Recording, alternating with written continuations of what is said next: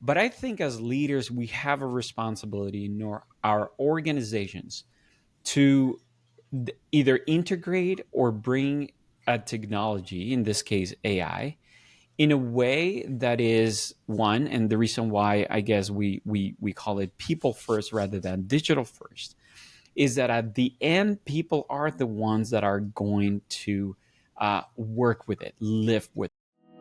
Welcome to Embracing Digital Transformation, where we investigate effective change leveraging people, process, and technology. This is Darren Pulsipher, Chief Solution Architect, author, and most importantly, your host. On today's episode, Suriel Arellano, Digital Transformation Visionary, Author, and Speaker. Suriel, welcome to the show. Hi, Darren. Thank you for having me. I'm excited to talk about our topic today. Hey, but before we get started on this, first off, we talked, when was it, just yesterday or the day before yesterday? Yeah, about a couple of days ago, I think. A couple of days ago, and I was like, whoa, I found my twin, my doppelganger. Because we preach the same gospel, brother. I mean, people, process, technology. I was like, whoa. This is cool.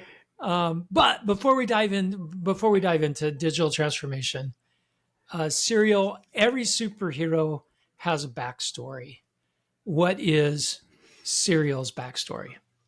Absolutely. Mine is actually, I come from a very technical background. I started my career back in, you probably remember, the Digital Equipment Corporation. My first job was actually as just help desk and support, and I loved technology. At that time I was doing electronic engineering, and then I was part of the engineering team, and I started a lot of people will tell me, is like, hey, you explain technology really well. And I remember we were at a conference, and the director of at that time of marketing said, is like, hey, I love how you explain technology. Would you like to come down to the sales part and be a sales engineer? And that changed my world completely. So that changed my career.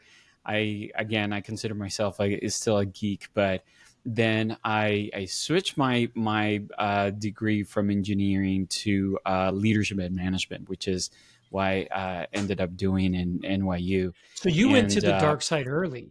I did. So it was kind of like, hey, how do you translate technology into plain English? And I loved it ever since.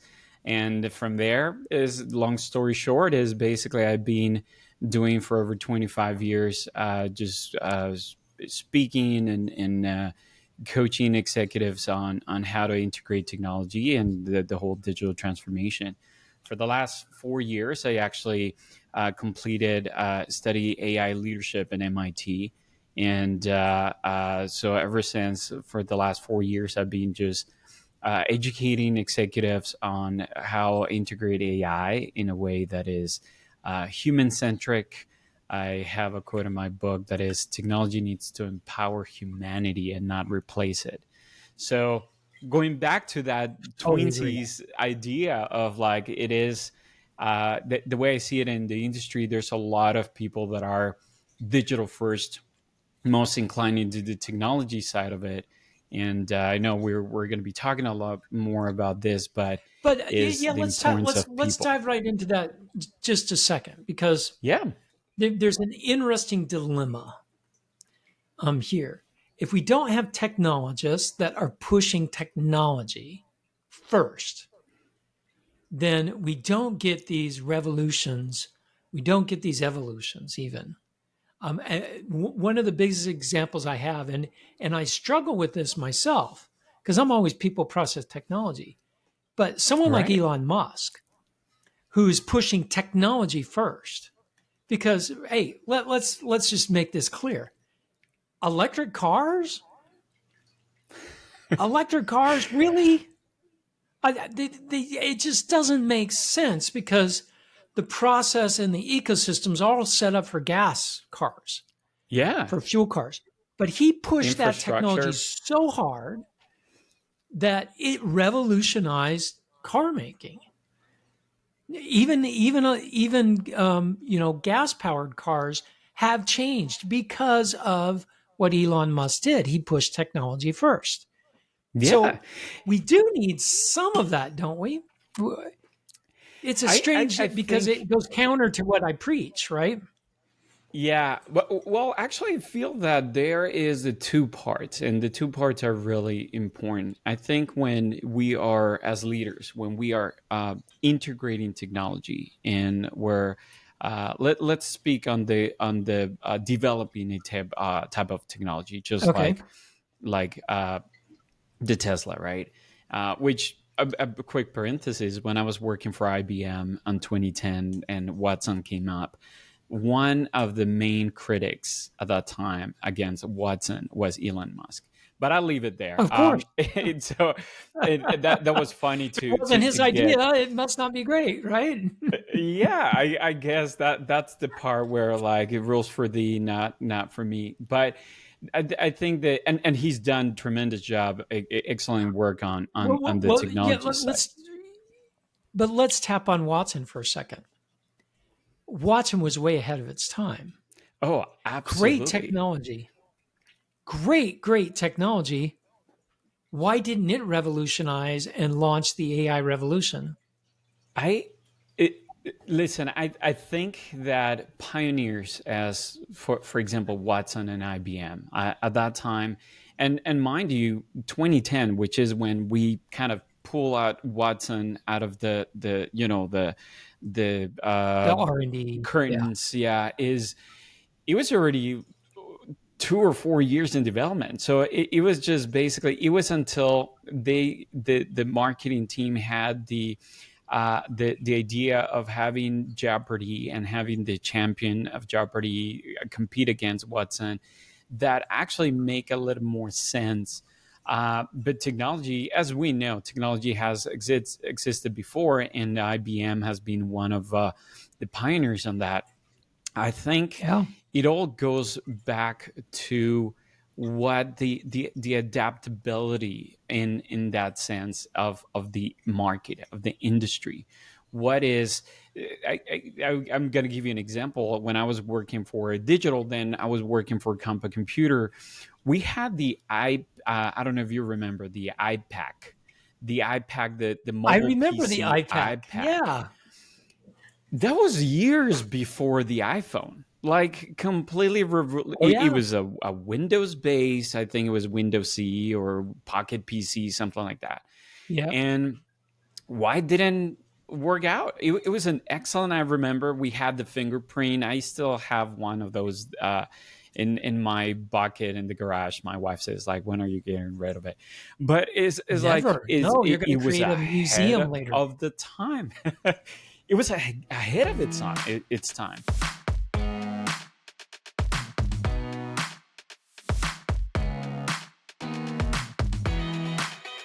I think AI now, because I know the term was coined in the 50s, but I think what made it mainstream was like ChatGPT.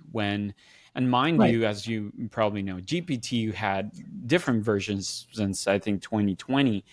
But I feel that the going back into the why these technologies didn't make a boom when they came out is that I don't think people were really ready. And we see it with AI today. A lot of people are still fearful of what AI could be if they don't understand it. So I think that the readiness of the market or the readiness in the industry has a lot to do with this early adopters. Because again, it makes sense for Apple, but not for Compaq back in the days. But Apple had their Newton. That was a flop. That's true. Right before the iPhone. And when I look at AI, and I compare ChatGPT very much to what Musk did with electric vehicles and Tesla. he created a new market. ChatGPT did the same thing. It unleashed tons of money, billions of dollars into the venture capital realm because people saw the potential for the first time that AI was real, that I didn't need a data scientist degree. I didn't need a PhD in AI to make it work. I remember we were talking about the best career was to be a prompt engineering. A prompt engineer. Background. Not anymore. Yeah. That's 2 years old now, Suriel. Right, exactly. So so things are moving quick with technology. What we're seeing today with technology reminds me a lot of the 90s. I was in Silicon Valley during the dot-com boom. I did some startups. Changing jobs every 9 months in Silicon Valley and the dot-com boom was common. I lived through all that craziness and the bust when everything came crashing down because technology couldn't sustain itself alone.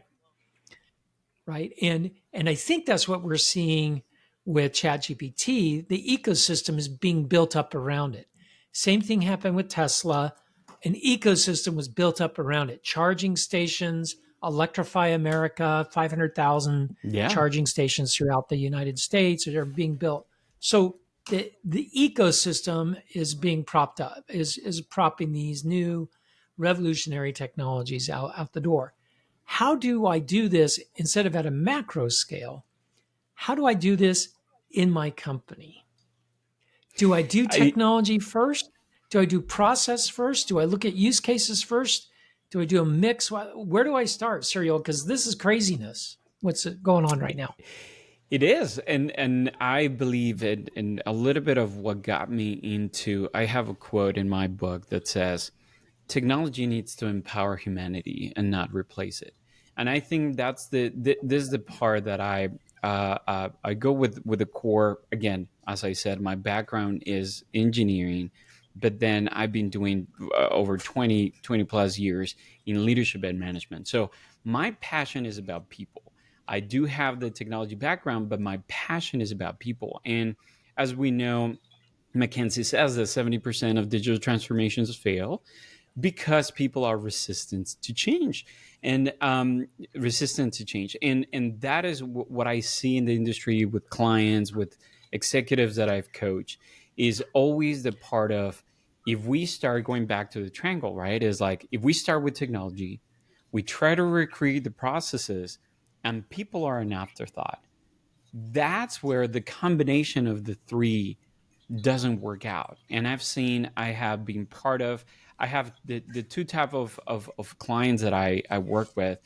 I work with those that have brought the technology first. They try to recreate those processes, and just people are resistant to the change. And what we do is kind of work with them on the culture change, on the change management aspect of it, but is kind of more difficult. I always say is like, when you start with through the technology, is a little bit difficult because then you have this leak in your house. And what you do is not buying more and more buckets or even a golden bucket, right, to make it look good in your house. No, you go to the root cause. And the root cause is that when people are an afterthought, mostly in a digital transformation aspect, they're going to be resistant to that change, because is our nature as humans to have that. Now, because we know that our nature is humans, as humans is not, we're not adaptable to the change. When it comes to AI, technologies like AI, and before it was more automation, when I was working with, it was mostly on going from paper to some sort of software, there are three things that I always see in companies is, am I going to be replaced? That's the number one fear for as a person. Am I going to be replaced? The second is, am I going to lose control? Why? Because now we have these, depending on your dystopian or utopian and even your beliefs and culture, you might think is like, well, am I going to be losing control over the machine? Exactly. Yeah. And then the last one, and this is, I remember, again, I was born in the 70s, grew up in the 80s, and movies like RoboCop, and that not only machines are taking over the world, but as also is like, are we gonna go and leave with the robot from Tesla, as a typical the iRobot situation, right? Is like, well, now we have all these robots doing. Is it going to replace the humans in terms of jobs? Is it good? So all these fears, I come back to, it's not technology, which I appreciate the technologists and the people that work in that technology.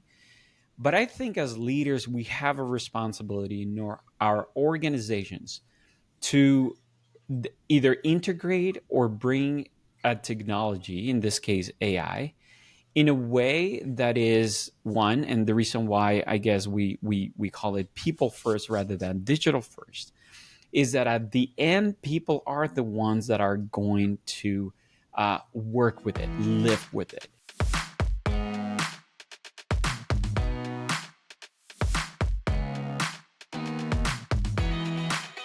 And again, going back to the core idea of technology needs to empower humanity and not replace it, is as leaders, we are responsible to make sure that the emotional intelligence, per se, is being kept within our organizations.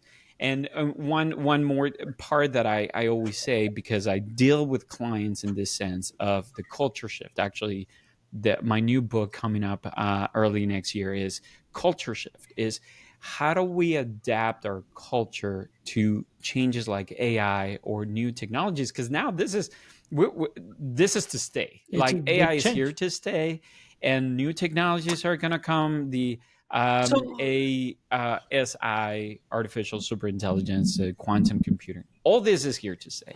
So how do we approach that? And that's what the conversation. So let's go to let's go to your analogy about the leaky house, because I think it's a beautiful analogy. If I have buckets to capture leaky plumbing in my house, I hired someone to empty the buckets. That's their job. Empty buckets. So the empty bucket person, that's all they do is empty buckets and rotate buckets through. They've come up with a process. They know how to do it. It's very well defined. They even have a backup so they can take vacations. Very well ingrained. They got a job for life, because guess what? My pipes leak. If you come in and we help an organization fix the pipe, it doesn't leak anymore. I just got rid of that person. Is that person going to go pound on the pipes so they leak again so that they have a job?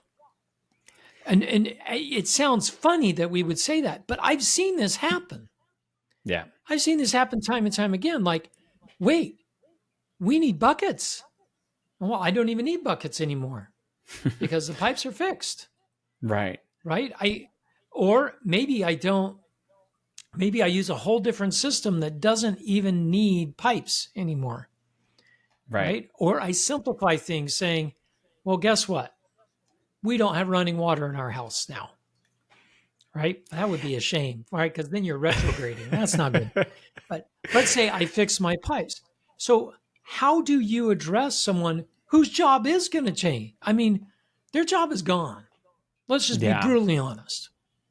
Right? Well, I this think was the same problem we had in the 90s with email. Right? Oh, absolutely. Email started to be the main way that people communicated inside an organization instead of typing up memos.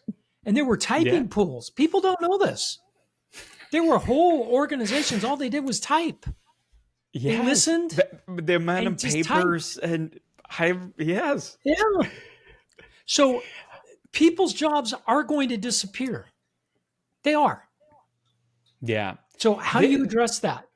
Absolutely. There are two things that I would like to address, and I love that we're continuing with this part of like the leak and the buckets, because there's a lot of other industries that get created to basically solve industry. For this.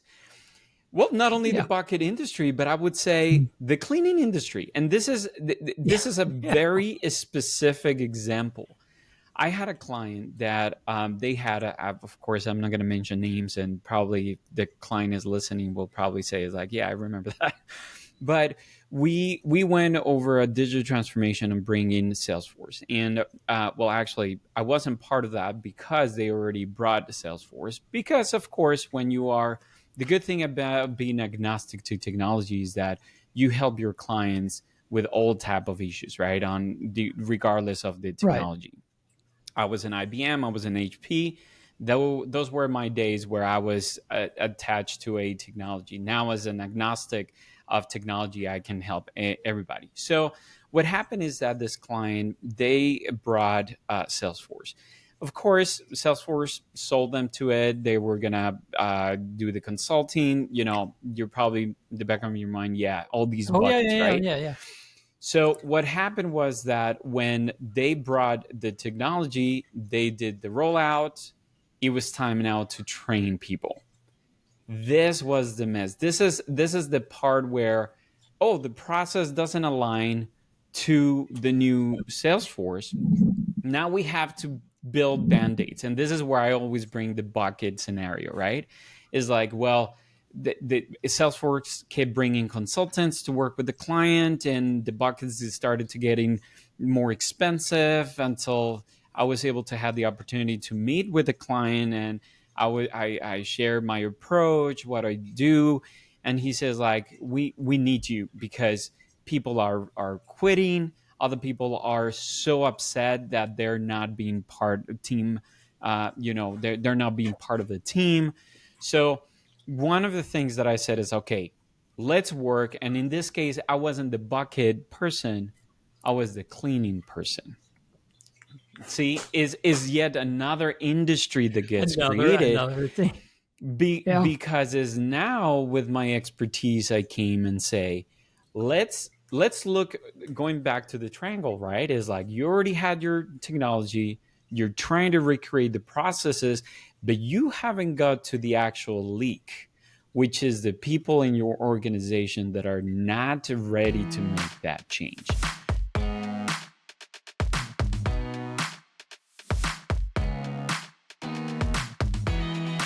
So in terms of the bucket is, they keep adding more consulting hours with Salesforce, trying to put on Band-Aids.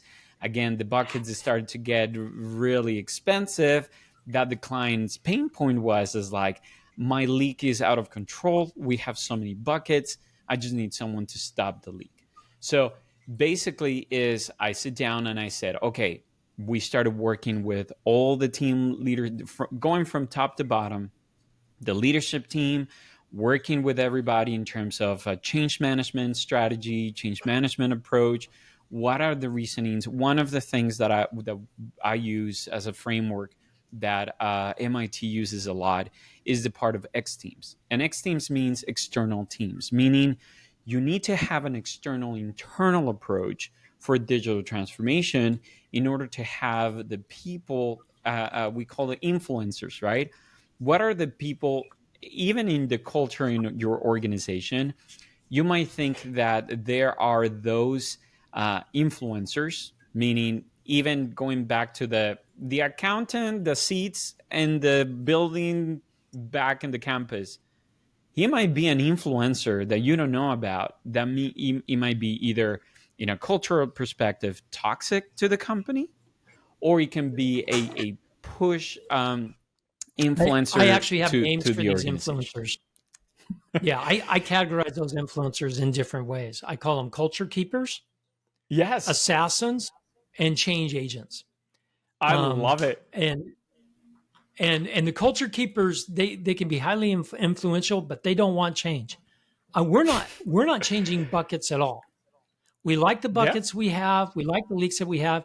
An assassin, he's the one walking around with a ball peen hammer and a nail and punching more holes in the new plumbing that I just put in so that they can keep their jobs. And a change agent is sitting back going, I don't want to carry buckets anymore.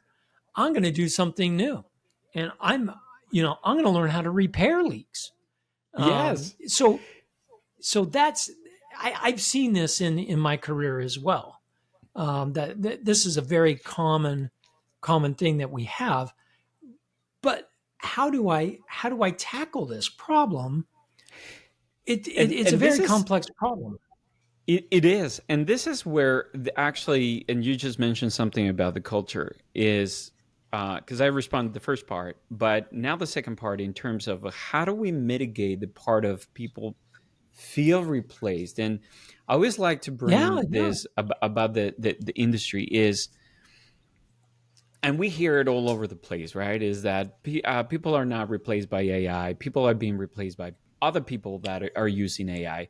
But no, they're going to get replaced by AI. Let's be brutally honest about it. Oh, absolutely. And that's what I'm saying is like we hear this a lot, right? Of like, oh, it's they're going to be replaced by other people. But but I agree with you. They're going to be replaced by AI some sort of way.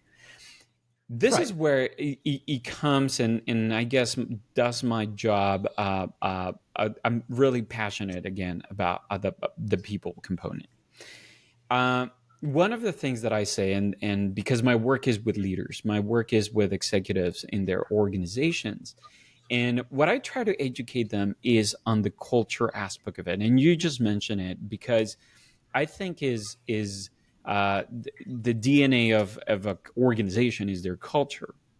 And one of the things that I mentioned in my book coming up in next year is a framework that we call SHIFT, is the culture shift. And I think in order to mitigate what we're just mentioning in terms of how do you mitigate the part of people feel threatened by the replacement of them, it all goes back to in creating a cultural in their organization on being more agile to the change rather than being or the innovation, we call the innovation, rather than to be just stagnant in terms of like we have to. And let me back up 2 steps, because one part of the people aspect of it is that the threat of being of change, right? We are, as humans, as people,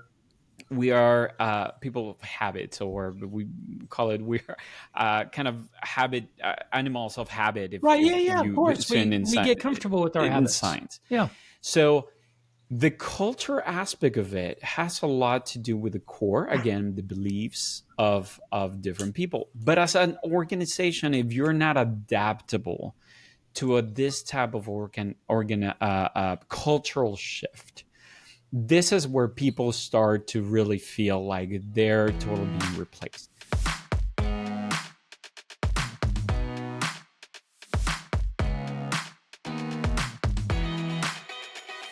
One of the things that we work to mitigate this, and again, in the book I mentioned about this framework, is we work with three in a framework of 3.